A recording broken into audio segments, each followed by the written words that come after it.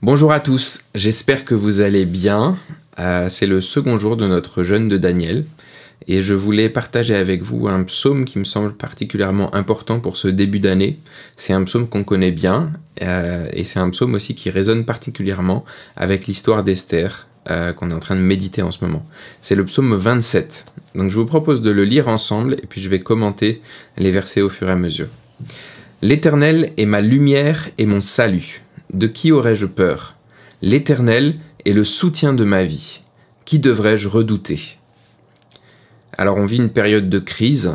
Tout est ébranlé, que ce soit dans nos vies, que ce soit dans nos églises, dans nos nations. Mais ce premier verset, ça peut devenir notre déclaration de foi pour cette année qui commence. L'Éternel est ma lumière. C'est lui qui va me conduire dans les décisions à prendre, qui va me conduire sur le sentier par sa parole. Et c'est celui qui a conduit Esther aussi dans ce livre. Elvire disait hier que Dieu est absent en fait de ce livre d'Esther, il n'est cité nulle part. Et pourtant, Esther va être conduite à chaque étape sur ce qu'elle doit faire et sur son rôle à jouer en fait dans le plan que Dieu a pour libérer son peuple. Même à un moment où la parole de Dieu est rare, Dieu va s'assurer qu'il conduit Esther sur le bon chemin. Et elle va s'en rendre compte seulement à la fin de l'histoire. L'Éternel est ma lumière, mais c'est aussi l'Éternel qui est mon salut. Et le salut, ça se dit Yesha en hébreu. Et bien sûr, ça nous parle de Yeshua, notre sauveur. Celui qui nous met à l'abri, celui qui nous délivre, qui nous met en sécurité, celui qui nous fait prospérer. Toute l'histoire d'Esther, c'est une histoire de salut, en fait. C'est une histoire de libération. Et c'est la célébration de ce salut que Dieu a accordé au peuple juif au travers de l'obéissance d'Esther. Au verset 2, « Quand des méchants s'avancent contre moi pour faire de moi leur proie, ce sont eux mes persécuteurs et mes ennemis qui trébuchent et tombent. Si une armée prend position contre moi, mon cœur n'éprouve aucune crainte.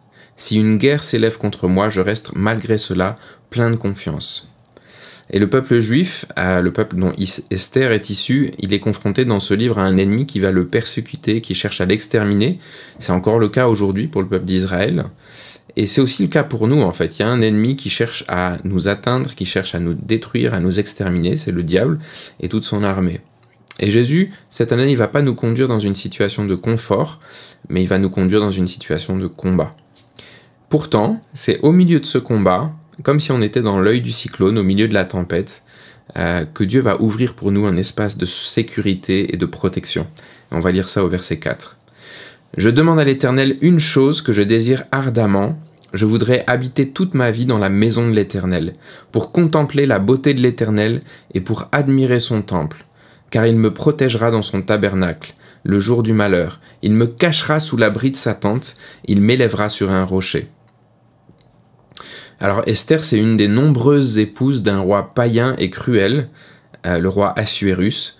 Esther, elle est à la merci de son mari. Le roi Assuérus, il pourrait décider sur un coup de tête de la tuer ou de la remplacer par une autre femme du harem. Elle ne peut venir devant le roi que si elle est appelée par lui sous peine de mourir. Et c'est une relation qui est très différente de celle que nous avons avec notre bien-aimé époux Jésus en tant qu'Église. Non seulement il nous offre la possibilité de venir vers lui quand nous le désirons, mais nous pouvons également choisir de quitter nos appartements personnels pour venir habiter dans sa maison. Dans le livre d'Esther, Esther elle a ses appartements à elle et le roi a ses appartements. Et ils se rencontrent que une fois de temps en temps quand le roi l'appelle. Nous avons cette possibilité, nous sommes invités par Jésus notre bien-aimé à demeurer avec lui jour après jour, à contempler sa beauté, à contempler sa magnificence. Nous sommes désirés, chéris, aimés par Jésus notre époux. Donc notre position elle est incomparablement préférable à celle d'Esther dans ce livre. Cette année, dans cette intimité, dans cette proximité avec notre bien-aimé Jésus, c'est dans son amour que se trouve la protection. Comme le dit ce verset du psaume, « Dans son tabernacle, au jour du malheur, notre divin époux nous met à l'abri. » Le roi Assuérus, il était incapable même de revenir sur ce qu'il avait dit. Il avait prononcé un édit de destruction, d'annihilation du peuple juif, et il ne pouvait même pas annuler en fait cet édit. Jésus, notre roi serviteur, s'est chargé de la sentence et de la punition à notre place. Il a ainsi accompli pleinement la justice divine en devenant notre salut. Dans cette saison en particulier, notre protection, elle se trouve dans l'intimité que nous avons avec Dieu au quotidien. On continue avec le verset 6. « Déjà ma tête se dresse au-dessus des ennemis qui m'entourent.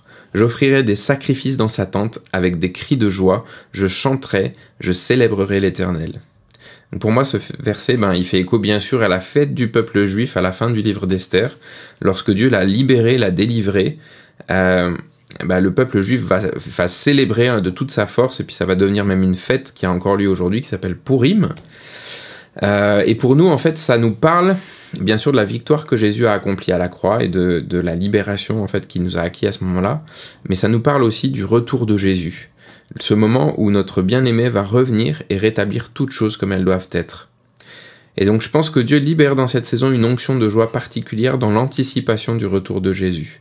Il va revenir, il vient bientôt et cette joie, elle va nous soutenir dans les douleurs de l'enfantement que nous allons traverser pour parvenir à ce moment du retour de Jésus. Verset 7. « Éternel, écoute ma voix, car je fais appel à toi. Aie pitié de moi et exauce-moi. Mon cœur dit de ta part, recherchez-moi. Je te recherche, Éternel. Ne me cache pas ton visage, ne repousse pas avec colère ton serviteur.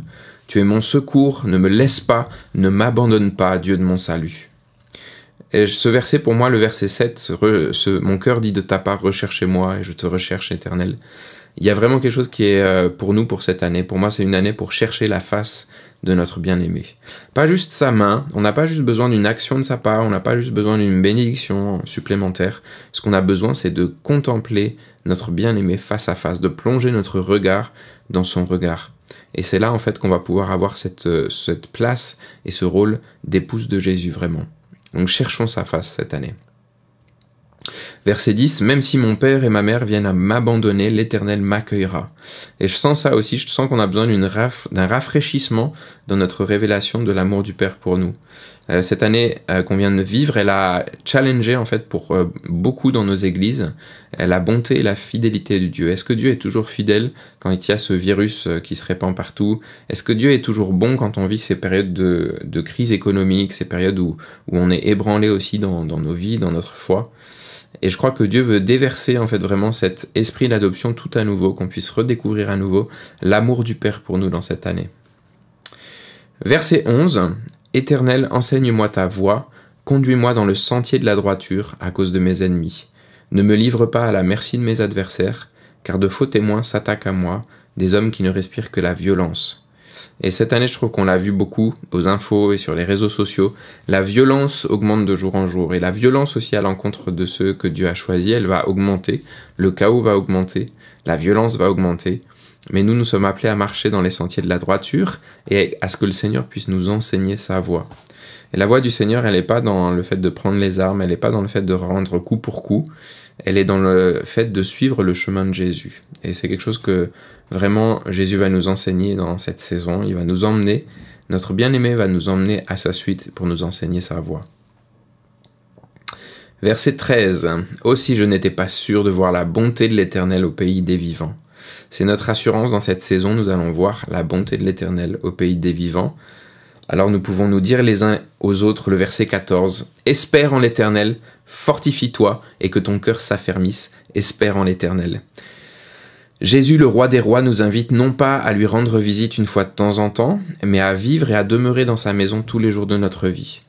Alors prions pour nous, prions pour nos églises, pour que nous puissions retrouver la profondeur de cette intimité avec Jésus au quotidien.